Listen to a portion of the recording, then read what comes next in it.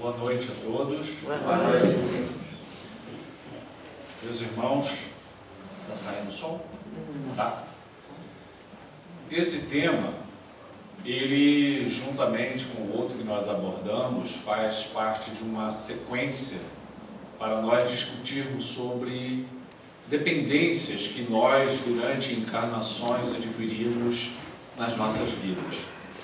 E ao ouvir esse preparo que nosso irmão Osmar leu, a gente começa a observar o quanto nós aumentamos e criamos mais problemas para nós mesmos. Nós já temos que atravessar uma encarnação com uma série de provas, com uma série de expiações, com uma série de aprendizados, necessidades de fazermos correções, retificações, regenerações dentro dos nossos espíritos. E quantas e quantas vezes nos agarramos nessas bengalas que são as nossas dependências, os nossos vícios, e como isso nos adoece além do que precisamos. O tabagismo é mais uma experiência dessa que não foi colocada por Deus, na verdade. O tabagismo é uma escolha nossa, como o alcoolismo, como o abuso de qualquer coisa que a gente se utilize nesse mundo em excesso. O tabagismo faz parte dessa bengala que nós utilizamos para aplacar a nossa ansiedade, as nossas angústias, a nossa dor e o nosso sofrimento. Utilizamos dele como esse apoio, como se isso pudesse solucionar uma série de questões que existem dentro de nós. Mas é uma ilusão. Como nós nos iludimos com várias coisas que fazemos, que pensamos e que sentimos nesse mundo.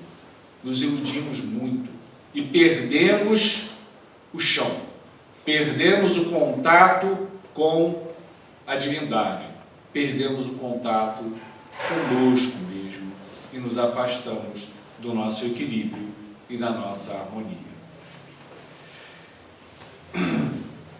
Eu vou ler aqui, vou começar lendo do Livro dos Espíritos, a questão 863, ela está no capítulo 9, Lei de Liberdade, em que Kardec pergunta aos espíritos: frequentemente, os costumes sociais não obrigam o homem a seguir determinado caminho em vez de outro? Neste caso, não estará ele submetido ao controle da opinião geral quanto à escolha de suas ocupações? Aquilo que se chama respeito humano não constitui obstáculo ao exercício do livre-arbítrio? Aqui a gente pode estender essas ocupações ao tabagismo. São os homens que fazem os costumes sociais e não Deus. Se eles se submetem a tais costumes, é porque lhes convém. Essa submissão, portanto, representa um ato de livre-arbítrio, visto que, se quisessem, poderiam livrar-se deles. Por que então se queixam? Essa é a resposta dos espíritos. Veja, nós criamos os costumes sociais, a maneira de nos relacionarmos, de convivermos, a forma que vamos nos agrupar, vamos nos unir, vamos nos juntar. E o tabaco, decisivamente, durante muitos e muitos anos, se transformou numa forma de quê? De socialização. O Brasil, ele desde a década de 90, 1996, nós temos uma legislação que proíbe a vinculação pela mídia de qualquer tipo de marketing relacionado ao cigarro. Antigamente, os mais antigos aqui, a gente via na televisão aquelas propagandas da Marlboro, de uma série de coisas, um apelo enorme à sociedade para o fumo. E isso em 1996 foi proibido no Brasil. Ou seja, a gente não vê mais na televisão, a gente não vê mais na mídia nenhum tipo de propaganda relacionada ao cigarro, porque é proibido por lei. E isso causou uma queda absurda no consumo do cigarro. No início, todo mundo se lembra, o cigarro ele era permitido nos ambientes fechados. Quando você ia num restaurante, você tinha separado ali o ambiente para fumante e para não fumante. Hoje, nenhum local mais fechado permite o fumo. Nesse ponto, o Brasil é um dos países que mais avançou na legislação em relação ao tabagismo. E houve uma queda substancial no consumo do cigarro. Isso teve reflexos realmente importantes na saúde nossa aqui. Vejamos o seguinte, a partir desse ponto, e com essa colocação que Allan Kardec coloca, isso são costumes. Costumes que nós, se nós voltarmos lá atrás, a nossa população, muitas pessoas começaram a fumar na infância, na roça, fumando aquele cigarro de palha, fumo de rolo, desde pequenininho, entra pela adolescência e vai embora fumando. Ou então o adolescente que por costumes sociais precisava ser aceito no grupo, hoje a gente não vê tanto mais isso, porque como o cigarro foi sendo proibido por legislação, a gente não vê tanto mais isso, mas era uma forma de você também ser incluído naqueles grupos sociais. Hoje é o álcool, é uma forma de você penetrar nos grupos, de você ser aceito pelos grupos, de você participar de um costume social. Mas o cigarro também o era. Muitos começavam a fumar na adolescência para quê? Para que fosse aceito pelo grupo. Era um costume social. Mas criava o quê? Uma dependência à substância. E essa dependência a esse tipo de substância fazia com que o indivíduo levasse isso ao longo da própria existência e se utilizasse dessa bengala em situações mais difíceis.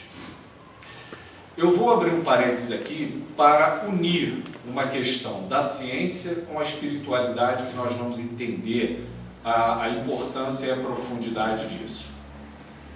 A ciência nos diz hoje que um homem que fume, seja um fumante crônico, ou seja, mais de 20 anos de tabagismo, ele tem uma expectativa de vida de 12 anos a menos. E a mulher fumante crônica tem uma expectativa de 10 anos a menos. Aí vocês vão perguntar, tá, e daí? É estatística. Junta a ciência com a espiritualidade e a gente tem o quê? Se eu estou me utilizando de uma substância, e essa substância, a ciência que não acredita em Deus, diz que eu vou viver menos 12 anos se eu fumar, o que eu estou fazendo com essa existência fornecida por Deus? Eu estou abreviando a minha existência como homem em 12 anos. Em outras palavras, eu estou cometendo um suicídio de forma indireta. Não é direto porque eu não me esfaqueei, eu não dei um tiro na cabeça, eu não me atirei da ponte. Mas, lenta e gradativamente, eu mato as minhas células e com isso eu morro antes. A ciência que diz isso. Repara, a gente une as duas coisas e a gente tem uma informação robusta em relação a isso aí. E isso tem importância total. O que isso vai implicar nas minhas futuras encarnações? Muito. Vai implicar em muitas coisas. Primeiro que eu estou abreviando o tempo. Já é um fator importantíssimo. E segundo, tudo que nós vamos ver de implicação relacionada ao corpo físico e ao corpo espiritual, que também são impactados em encarnações futuras. Vamos lá. O tabaco, essa planta, vira um cigarro que se fuma. Muito bem. Muitos de vocês já devem ter ouvido que o cigarro ele contém mais de 4.000 a 5.000 substâncias dentro dele. 4 a 5 mil. Tem cigarros que já foram estudados, tem mais de 8 mil substâncias químicas dentro dele. Não se conhece mais nada que a gente consuma numa sociedade que tenha tanta substância química dentro dela, como o cigarro, como o tabaco. E a gente vai verificar que lá dentro tem uma substância que, se não tivesse ela, ninguém fumava. Ninguém ia fumar, chamada nicotina. A nicotina é que gera dependência química ao tabaco. E aí muitos acham que, por exemplo, a cocaína deve ser a substância que mais gera dependência, né? Não, é a nicotina. Já se fizeram diversos estudos sobre isso. Tem um estudo muito antigo que eles colocaram um ratinho dentro de uma gaiola, e dentro daquela gaiola eles botaram uma água com a nicotina. E não botaram alimento para o rato. O rato bebia aquela água, consumia nicotina. Aí eu vou dizer uma coisa para vocês. Quando você inala, você dá uma tragada no cigarro, só para vocês entenderem. Eu dou uma tragada no cigarro agora, na hora que eu trago, em 6 a 10 segundos, a nicotina chega no cérebro. 6 a 10 segundos. Ela chega lá no centro cerebral e faz o efeito dela. Então o rato, quando bebia aquela água, imagina, ela subia rapidamente ao cérebro e trazia uma sensação de quê? Prazer. Ativava uma via cerebral de prazer. O rato bebia e não comia. Depois de 24 horas, o rato estava em jejum, mas bebendo água com nicotina.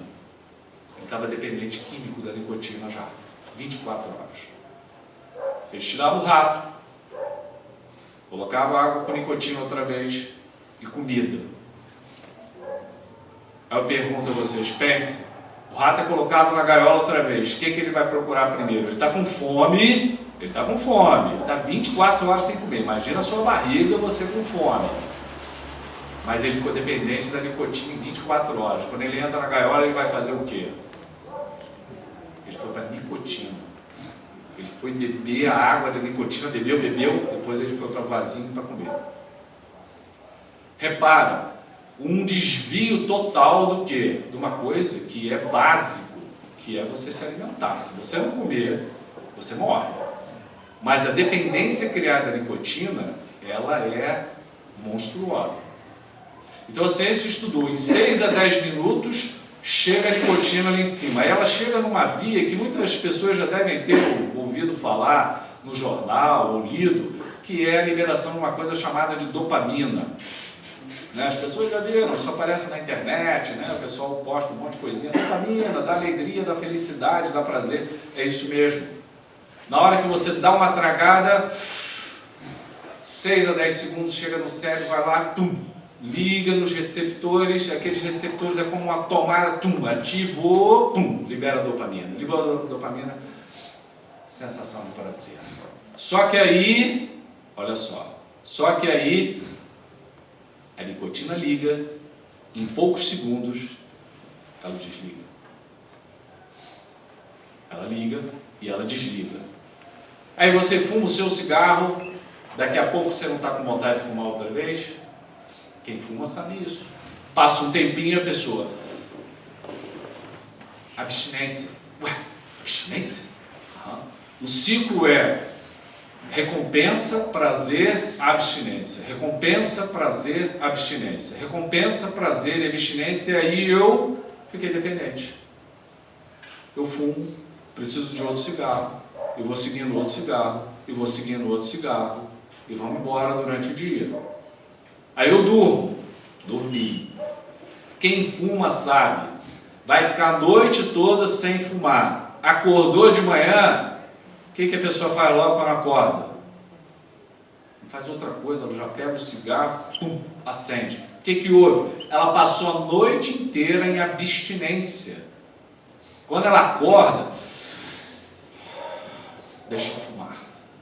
Se a pessoa não fumar, você já viu um fumante quando não utiliza o cigarro numa hora dessa da abstinência, ele fica irritado, nervoso, ansioso, angustiado, trata mal você. É uma coisa que há uma mudança da pessoa. Ela fuma, segundos, a droga já foi, fez o efeito, correu, voltou, e ela se tranquiliza.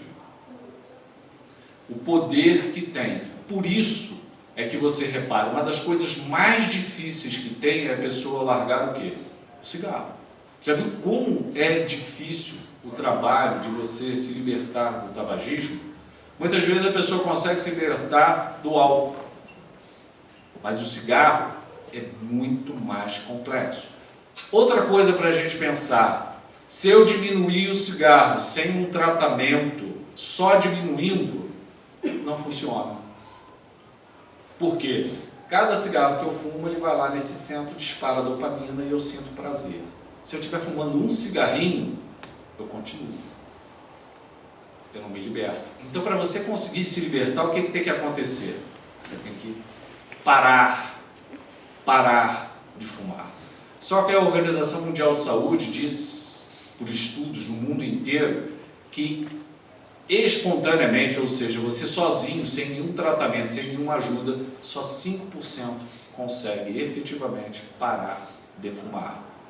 E a recidiva depois de um ano é altíssima. É altíssima. Por quê? A pessoa não entrou num tratamento. Tá? E aí a probabilidade da recaída é altíssima durante esse período aí. Quando você, então, inalou a fumaça do cigarro, não foi só a nicotina que entrou dentro do seu corpo.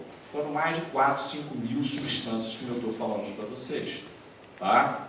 E um complexo tão grande de substâncias, que as pessoas já ouviram, tem o alcatrão, que é um complexo de substâncias. Cigarro, todo mundo já ouviu falar nisso. Tem o quê? Tem raticida.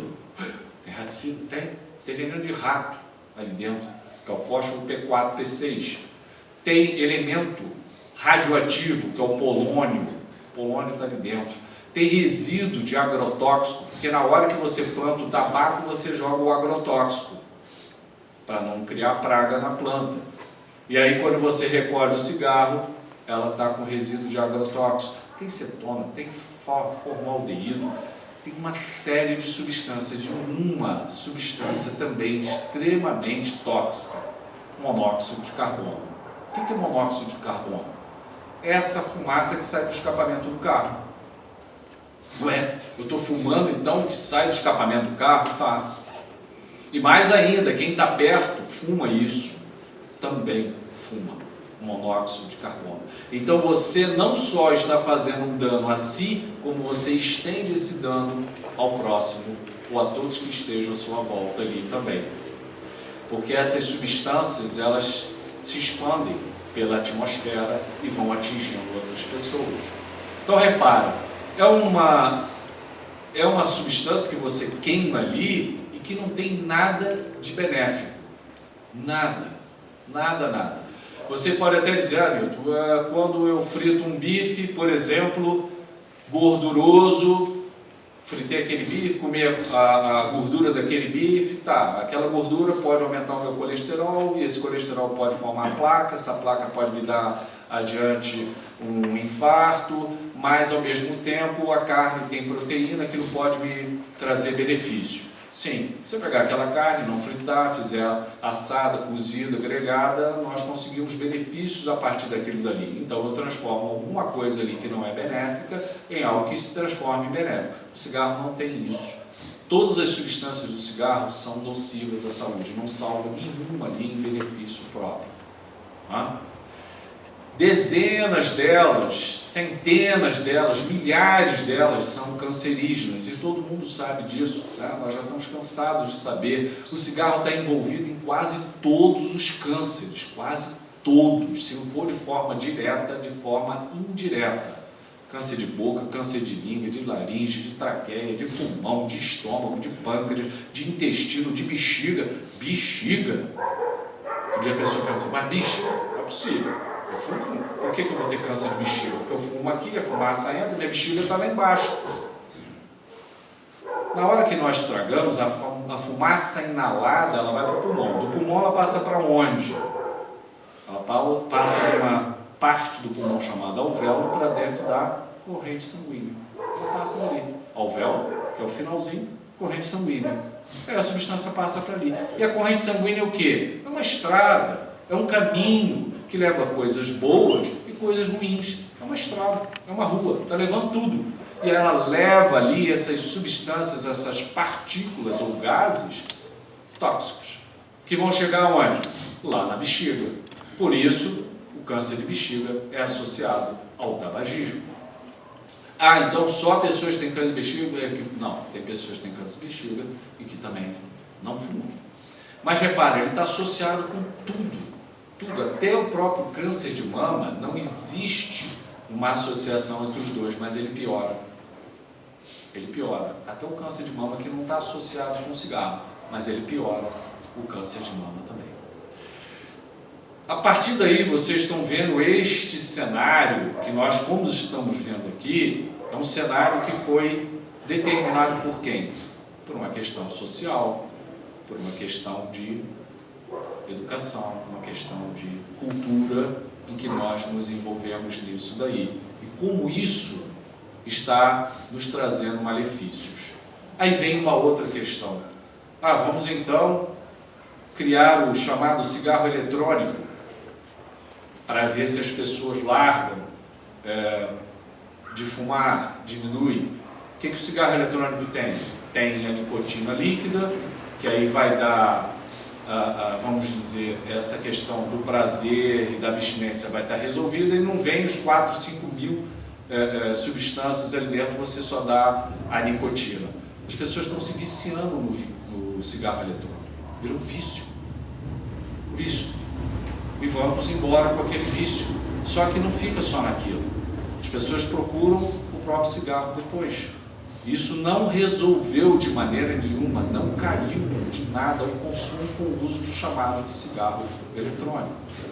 Ou seja, nós nesse mundo enquanto espíritos vamos tomando decisões que, ao invés de caminharem para a nossa solução de saúde, caminhamos mais para o adoecimento. E repara, quando nós mal conduzimos alguma coisa, nós mesmos adoecemos. Infelizmente, nós seres humanos causamos doenças nos outros. Criamos indústrias e empresas que adoecem uns aos outros, quando não deveria ser isso. Deveríamos criar indústrias, fábricas, para estimular a saúde e não a doença entre as pessoas. Isso é uma coisa extremamente séria que vai acontecendo. E qual o impacto, veja bem, qual o impacto que isso aí tem a nível espiritual? Qual o impacto que isso tem? Repara, na hora que eu decido de fumar, e vocês vão vendo que a pessoa, você já tem os maços de cigarro, você tem aquelas fotos horrorosas, né? Pessoas amputadas, infartadas, traqueostomizadas, são fotos horrorosas que a gente bota no maço de cigarro, e aquilo não resolveu em nada. Por quê? A dependência é tão grande que a pessoa está pouco ligando para aquilo dali. Tanto que a dependência é tão grande que você vê pessoas enfisematosas, com falta de ar, usando oxigênio, fumando. Câncer de pulmão, fumando. O que é isso? É a dependência química desse ciclo que eu expliquei para vocês, que faz a dificuldade enorme da pessoa se libertar. Repare então, isso é uma doença. Transforma-se numa doença que precisa de tratamento. Sem tratamento, a pessoa não consegue se libertar desse processo doentio que ela estabeleceu para ela mesma. E espiritualmente falando, o que está acontecendo ali? Quando nós decidimos utilizar uma substância como o tabaco, e ele tem todos esses efeitos que nós estamos falando, ou seja, gerando um enfisema, gerando uma bronquite, gerando câncer de todas as ordens, gerando uma série de problemas cardiovasculares que são imensos, não é? Desde o infarto, o AVC, má circulação nas pernas e por aí vai, porque o cigarro ele causa problemas circulatórios muito graves. Quando eu decido fazer isso, o que está acontecendo? Eu estou causando danos ao meu corpo, às minhas células, aos meus tecidos, aos meus órgãos. Como a gente viu, eu vou encurtando o meu tempo de encarnação. Pensemos, se eu estou encurtando o meu tempo de encarnação porque eu estou fazendo mal ao meu corpo, com certeza isso está indo para o meu corpo espiritual. o meu perispírito, ele está também recebendo essa energia. Por quê? Porque perispírito e corpo estão ali, unidos. Um recebe o influxo energético do outro, é dinâmico, flui essa energia de um para o outro, um influencia diretamente o outro, tanto que o corpo espiritual ele participa no quê? Na formação do nosso corpo material. Esse corpo de carne, ele é determinado, o molde dele pelo nosso perispírito. Então, se eu estou fazendo danos ao meu corpo, o que vai acontecer nesse momento com o meu perispírito? Eu vou influenciar o meu perispírito de forma destrutiva, degenerativa, também causando danos às estruturas moleculares que ele tem. Porque o corpo espiritual nosso, ele tem os mesmos órgãos que nós temos aqui, só que de uma outra composição química, uma outra composição molecular, mas ele tem a mesma estrutura nossa. Então, na hora que eu afeto, por exemplo, o meu fígado, o meu baço, o meu pulmão com o cigarro, o que vai acontecer? Eu impacto sobre o meu corpo espiritual e fica ali impregnado o desequilíbrio, a desarmonia, e eu carrego aquilo. Aí eu desencarno. Quando eu desencarno, penso eu, se não tiver a orientação espiritual como da doutrina espírita, que está tudo resolvido. Descanso em paz. Descansou. Está tudo resolvido. O corpo físico foi para a terra e o espírito livre se libertou e agora está ótimo, vivendo umas paragens maravilhosas. Vai carregar aquilo que semeou. Ou seja, se eu me utilizei do tabaco, aquele tabaco, eu causei um enfisema. Se eu causei um enfisema, causei um câncer no meu pulmão. Se eu causei um câncer, depois tive um câncer de bexiga, aí tive um câncer de pâncreas. Nossa, pode isso tudo? Tem gente que tem câncer em mais de um local. Isso pode acontecer. E aí, o que acontece? Isso tudo vai para o meu corpo espiritual. Eu desencarno com todo aquele desequilíbrio que fica ali impregnado. Eu não saio do meu corpo material, desse corpo físico aqui, saudável, se eu não procurei tornar esse corpo físico saudável. A gente tem que ter noção sobre isso. A gente tem que ter clareza na nossa mente que o que a gente pensa, sente, as nossas ações, elas vão determinar o quê? Algo lá na frente. Uma consequência. E que vai perdurar no mundo espiritual. Isso não apaga de repente, nada. Nós estamos falando do tabagismo, mas nós podemos levar isso para qualquer coisa. O ódio que eu sinto, a raiva que eu sinto, a mágoa que eu levo, o ressentimento, os meus sentimentos de vingança em relação ao outro, em qualquer grau, desde o irmão que deseja alguma coisa ruim para o outro irmão, até estágios mais avançados de violência. Tudo isso, se nós não transformarmos essas emoções, esses sentimentos em construções saudáveis, nós levaremos para o outro lado. Os espíritos são quem, afinal de contas? Somos nós que estamos lá do outro lado. Nilton, então, deixa eu pensar, se eu desencarno e eu era uma pessoa dependente química do cigarro, desencarnei com câncer de pulmão, enfisema, ainda fumando muito, no último momento ainda desejei um cigarro, desencarno, eu permaneço com aquele desejo? Sim. Eu vou me tornar uma pessoa espiritual, ou seja, um espírito, um ser espiritual, ainda dependente químico. Kardec não usou o termo vampirismo, ele usou o termo de obsessão. Se vocês forem ver nas obras de Kardec, você não encontra o termo vampirismo, que é um termo que veio depois, utilizado na literatura espírita. Kardec se utilizava do termo obsessão nas suas variadas graduações. Aí a gente vê, eu desencarno, sou um dependente químico, enquanto espírito, sinto ainda aquela vontade de fumar, de usar, aquilo ainda está dentro de mim, aquilo não se apagou, eu desencarnei, mas permaneço ainda com aquela necessidade. Você acha que eu vou me vincular a quem? a quem usa, a quem fuma.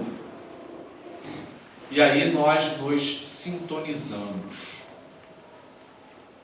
Por isso é que todo o processo nosso de dependência gera sintonias com outros espíritos. Como na nossa vida aqui, nós geramos sintonia com pessoas que a gente gosta ou não. Não é assim? Eu gosto de comer bolo de chocolate e tomar café toda tarde. Aí você acaba sintonizando com uma pessoa que gosta, tomar um cafezinho, comer um bolo de chocolate, ou não, detesto chocolate. Então, vai acabar não sentando para comer um bolo de chocolate, vai acabar encontrando outra pessoa que gosta de tomar um chá. Na vida é assim. Mesma coisa no mundo espiritual.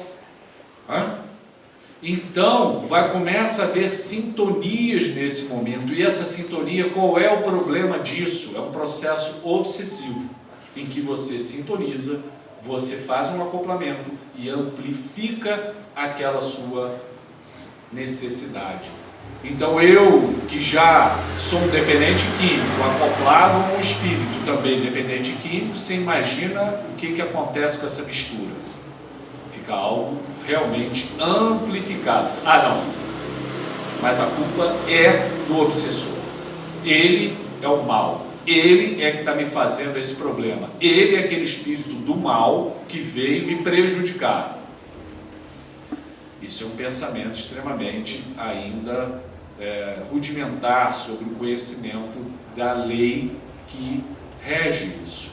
Primeiro nós precisamos assumir a responsabilidade do que pensamos, do que sentimos e dos nossos atos. Esse é o primeiro ponto. E nós carregamos isso para qualquer estágio da nossa existência. Somos nós que damos a abertura para que outros se aproximem e possam nos influenciar. Não podemos nos colocar nessa posição de vítima da situação. Não, é aquele obsessor que está causando problema. Muitas vezes é o contrário, você causou problema a ele e agora ele está vindo para tentar ver um acordo ou desacordo, alguma vingança, alguma situação desagradável se ele não te perdoou diante daquilo. Ou então ele se vincula mesmo por causa do vício. No caso do tabaco é a dependência. Como as pessoas têm dependência e se unem, se juntam, cocaína, maconha, cigarro, álcool, as pessoas se unem, se juntam e vão embora. É aquele grupo que se forma. Por isso que para a pessoa poder se afastar dessa dependência, ela precisa se afastar do quê? Dos grupos que ela frequentava. Pelo menos durante o período de tratamento, ela tem que fazer um afastamento, senão não há sustentação do tratamento. Ela precisa se afastar. Mais adiante, quando ela estiver fortalecida, ela pode retornar a encontrar as pessoas, mas ela precisa sair daquele movimento. Aí as pessoas pensam numa outra coisa relacionada ao cigarro. O cigarro é um pouco diferente do álcool. O cigarro, além dessa dependência química que nós estamos falando, ele também, você passa a associar a sua dependência química a hábitos. O fumante tem hábitos. Então ele acorda, ele fuma o primeiro cigarro, aí ele vai ao banheiro e aí ele fuma indo ao banheiro. Ele fuma porque ele vai iniciar o trabalho. Ele fuma porque ele vai sair naquele momento para dirigir. Aí ele começa a unir a dependência a hábitos. Ele só faz isso se ele fumar. Ele só faz isso se ele... Não, eu sempre fumo um cigarrinho agora. É minha hora de fumar um cigarrinho quando eu começo o meu trabalho. Eu vou sentar para trabalhar, deixa eu fumar meu cigarro. Fumo meu cigarro, começo o trabalho. Então você gera hábitos junto com a dependência, o que é uma coisa complexa também, porque é comportamental isso. E precisa ser desfeito. Precisa ser trabalhado para desfazer o hábito da dependência. Isso tem tratamento? Tem tratamento para isso. Mas, como toda dependência, a gente sempre passa por um fator importante. Qual é? Eu quero. Se eu não quiser, o que acontece? Nada. Quando você propõe a alguma pessoa para que ela pare o cigarro, no sentido de que vamos começar um tratamento, o primeiro ponto é o seguinte: você quer parar? Não. Eu gosto de fumar. Eu adoro o cheiro do cigarro. Mas pode passar um remédio que eu vou ver se tomo. Você acha que vai funcionar isso? Nunca. Não vai funcionar. Primeiro tem que haver o desejo. A pessoa pode até dizer, eu não sei como eu vou fazer, eu tenho medo, eu me sinto inseguro, eu não sei como é que resolve isso, eu só sei que isso está me fazendo mal, eu preciso de ajuda. Muito bom. Agora, quando a pessoa não quer, não adianta. Precisa haver um movimento de você querer. É tudo na vida nossa assim, tá? A gente querer mudar. É a coisa mais difícil que tem. São mudar as nossas atitudes, pensamentos, sentimentos para uma construção de uma saúde, de uma vida diferenciada a isso daí. E quando nós estamos no caminho de uma dependência, é muito importante que isso aí seja pontuado. Um outro aspecto que a gente precisa levantar dentro disso tudo é que, como a gente está colocando como uma doença, é importante que esteja em volta, a gente entenda que existe o hábito, mas existe a dependência química. Quanto é difícil. Então, qualquer dependência, a gente que está à volta, que não tem aquela escravidão à substância, evite emitir críticas, censuras e julgamentos que não vão auxiliar em nada o outro. Não ajuda você dizer, você tem que tomar vergonha na cara e parar de fumar. Isso é falta de vergonha. Calma. Tem muita coisa envolvida nisso aí. É uma bengala. Quantas bengalas nós também não usamos na nossa vida, que não é o cigarro, não são outras substâncias, mas nos utilizamos de bengalas para seguirmos adiante. Sentimentos, emoções, dependências de outras pessoas, dependências do pai, da mãe, do irmão, do tio, do filho. A gente não tem como nós julgarmos o outro desta forma. Se a gente verifica que o outro tem essa dificuldade, está nesse grau de dependência, nós podemos ajudar, esclarecendo, orientando e abrindo um espaço, porque existe tratamento para isso. E aí colocar essa possibilidade para outra pessoa. Mas não adianta a gente querer julgar, a gente não gosta de ser julgado. Ué? Quem de nós gosta de ser julgado? A gente não gosta de ser julgado, criticado. Não, eu estou achando que você... A gente já não gosta. Quando alguém vem falar alguma coisa da nossa conduta, do que a gente está fazendo, do que a gente está pensando, ninguém gosta. A gente fica logo maluco, melindrado com isso. E espírita também, tá?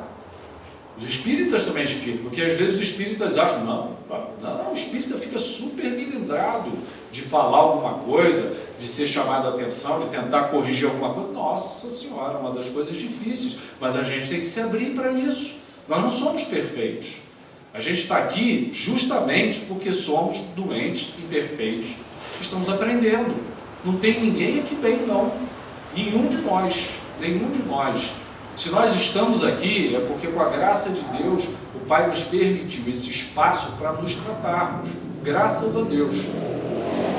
Eu sempre falo que se eu não tivesse a doutrina espírita, eu acho que eu já estava internado no Santa Lúcia, no hospício, no local. Entende? Porque a perturbação é grande. A gente se perturba com a nossa mente mesmo. A nossa mente é uma coisa que a gente se perturba, a gente fica confuso, daqui a pouco a gente está confuso, está perturbado, acha uma coisa, acha outra, fica ansioso, angustiado, é para cá, não é para lá. Somos nós. O que é essa casa? O que a doutrina nos oferece? Um caminho. Jesus falou isso, o seu caminho, a verdade e a luz. Se quiser inverter isso, também pode. Mas ele ofereceu assim o seu caminho. Agora quem tem que trilhar somos nós. Como foi lido no preparo. Jesus fala o quê? O mal não precisa existir, mas a prova, a expiação, a experiência, a dificuldade, o aprendizado, esse eu não tenho como livrar você disso. Por isso que Jesus não curou a todo mundo, porque senão ele tiraria a experiência de cada um de poder viver alguma coisa para crescer. Ele não poderia tirar isso de todos nós. É isso que Deus nos fornece, o aprendizado aqui. Não pode ser retirado isso. A gente chora muito, estou com dificuldade, estou sofrendo, estou passando por isso, estou passando por aquilo. Deus, me livra disso. Não tem como livrar disso. Como livrar isso? A não ser que a gente não tenha tido sabedoria suficiente para perceber que o que está acontecendo foi causado por nós mesmos. A gente precisa entender isso. E que o jeito de resolver isso é enfrentando as situações, procurando corrigi-las de uma forma que seja melhor para cada um de nós. E aí, dentro disso tudo, nós vamos ver que a nível espiritual, nós estamos atuando em duas leis que eu acho bastante importantes, que é a lei da liberdade, como a gente viu, em que o nosso livre-arbítrio ele está fluindo dentro da decisão de nós nos tornarmos dependentes químicos, que isso é uma decisão nossa. Eu decido se eu começo e eu decido se eu paro. Isso é uma decisão minha. Ah, eu não sei como eu faço. Tudo bem, tem um jeito de fazer isso, mas a decisão é minha. Isso segue uma lei, que é a lei de liberdade, que está postulado dentro do Livro dos Espíritos, como nos é colocado por Allan Kardec. E lá nós vamos encontrar o livre-arbítrio, que é essa permissão que Deus nos dá para não nos tornarmos máquinas. Nós não somos bonecos na mão de ninguém. Nós temos um livre-arbítrio para podermos escolher. E aí é que é um instrumento importante de decisão de cada um de nós. É aí que a gente escorrega muitas vezes, porque a gente acha que está fazendo muitas vezes o certo e não está. Então é importante a gente estar sempre pensando sobre a tomada de decisão nas nossas vidas. Para onde eu estou indo? Para onde eu não estou indo? Será que isso está bom para mim? Será que isso está bom para o próximo? Será que o que eu estou fazendo agora vai ter uma repercussão positiva no meu futuro ou não vai ter uma repercussão positiva? Porque não pense que as nossas atitudes têm um reflexo só individual, eles têm um reflexo coletivo também. O que eu faço hoje tem um reflexo na coletividade. Até a minha omissão, até a minha negligência tem um reflexo coletivo também, pela falta, pela ausência, pelo não posicionamento de uma forma construtiva, de uma forma saudável. Da outra vez, nós estávamos falando um pouco sobre, eu comentei acerca da gestante, né? E que muitas gestantes acontece um fenômeno relacionado ao cigarro e que a ciência dá uma explicação, mas eu acho que a gente tem uma outra explicação também. Muitas gestantes, quando a mulher engravida, ela vinha fumando, de repente, ela para de fumar. Passa a gestação inteira sem fumar. Teve o neném, volta a fumar. A gente tem várias explicações. A ciência dá a explicação de que a mulher atuou de uma forma racional naquele momento e emocional ao mesmo tempo, entendendo que ela estava gerando um ser, e esse ser era um ser muito mais importante do que o cigarro.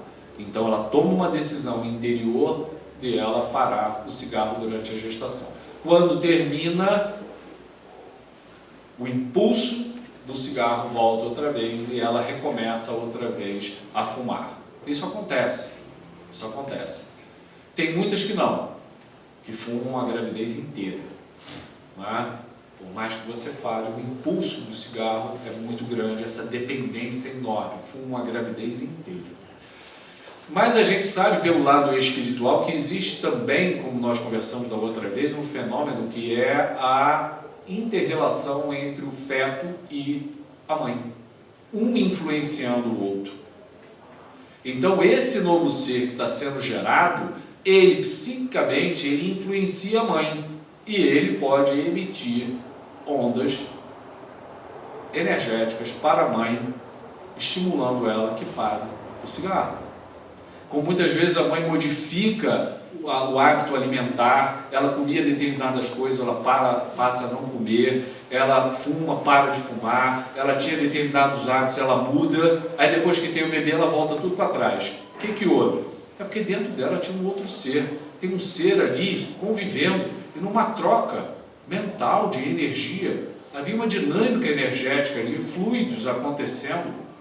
Tanto que a mãe ela tem uma percepção, se ela tiver uma noção boa do que está acontecendo dentro dela, o que acontece? Ela sabe muito bem uma série de sensações que ela está sentindo, são do bebê, ela conversa, ela fala, ela tem a sensação de ouvir a criança. Né? Às vezes você chega perto da mãe, acho que até a mãe já está ficando doida, né? Está ouvindo o neném não está falando nada. Então, mas ele está falando sim, eu estou ouvindo o que ele está dizendo. deve estar boa da cabeça. É verdade, ela está entrando tanto em sintonia com aquele espírito que está ali, que ela passa a ouvir, ela passa a perceber, ela começa a captar desejos, vontades, limitações, ela passa a viver aquilo. Tanto que as mães, aquelas que têm essa vivência mais intensa, a criança nasce, a mãe tem uma coisa que é assim, nessa sintonia. Às vezes o filho vem, a filha vem, a mãe já olha, ela já sabe o que está acontecendo. O andar está diferente, a mãe já percebe. O olhar de longe, ela já capta. O que houve? A mãe está de costa, o filho chega, ela fala, aconteceu alguma coisa? Já passaram por isso? Já viram isso acontecer? A mãe não precisa nem olhar o filho, de longe, pega o telefone, vem cá, está acontecendo alguma coisa? Ouve alguma coisa por você? É a sintonia que se estabeleceu com aquele espírito ainda intraútero e que se estende além do parto. É uma sintonia muito grande quando a mãe se aproxima dessa forma. Então ela tem essa comunicação telepática com aquele espírito, não precisa falar nada, tá? Eu falo isso porque eu tenho esse tipo de percepção com minha mãe, sempre tive com ela. Às vezes chegava em casa, ela estava lá, o que houve? Estava de costa. Aí eu parava, olhava, não houve nada, pode falar. Não, mas não, houve algo. Aí ela para dentro, voltava, não sei o que, daqui a pouco, não, aconteceu isso, não, tá bom. Percebe? É uma sintonia, uma afinidade ali muito grande. Isso aí é uma coisa que acontece, é espírito, é energia, é campo eletromagnético. Como a gente aproxima, a gente também o quê? Afasta, tá? A gente também se afasta de determinadas pessoas. Como tem muitas mães que afastam os filhos, porque não há o quê? Uma sintonia entre os dois espíritos. É uma aversão, porque já existe algum tipo de desentendimento entre eles de vidas anteriores, e nessa vieram para resgatar de alguma forma o entendimento.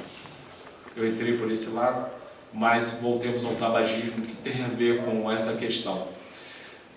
A questão do tabagismo, esse espírito, então, ele pode sintonizar com essa mãe e fazer o quê? Estimular ela a parar o cigarro durante aquele período. A ciência não vai acreditar nunca nisso, mas nós, espíritas, sabemos que isso pode acontecer. Ela pode influenciar a mãe a parar de fumar durante aquele período. Pode voltar ou pode não voltar depois que isso aí acontece. Em relação ao tratamento, vamos lá. O tratamento do tabagismo é um tratamento complexo, mas ele existe, tá? Ele se utiliza de medicamentos, tá, que podem ser usados durante períodos variáveis, e o ideal é que você faça um tratamento que envolva várias substâncias para você poder ampliar todo esse universo. Para citar, por exemplo, tem que haver o uso da própria nicotina no tratamento. Para quê? Para que a pessoa comece a desabituar do cigarro. Então tem várias formas de você usar a nicotina com acompanhamento médico, seja com goma de mascar, seja com adesivo. Você utiliza aquela nicotina para te fornecer o quê? A quantidade de nicotina por dia para você não entrar em abstinência, até você poder sair do hábito. Por que é importante usar a nicotina e você parar o cigarro? Para você sair do hábito de repetir aquela atitude de fumar. Isso aí é importante. Aí você usa nicotina, usa remédios que têm uma ação estabilizadora do humor, para que na hora de você retirar o cigarro, a pessoa não desestabilize a parte emocional dela. Você utiliza essa substância. E tem mais uma substância, mas já tem alguns anos, que ela age no cérebro, no local que a nicotina iria agir. Ela entra ali e ela fica, enquanto você trata. Então, você fica com aquela sensação de paz, de calma, mais tempo, para que você não retorne ao uso do cigarro. Associado a isso, tem que haver um tratamento psicológico. Não tem condição, você precisa de tratamento psicológico, precisa de acompanhamento especializado de um psicólogo, de um terapeuta, para justamente trabalhar o quê? As nossas angústias, as nossas ansiedades, quadros depressivos, pânico que existam dentro de nós, para que dessa forma você possa, ao parar o tratamento medicamentoso, estar suficientemente fortalecido para não retornar ao uso do cigarro.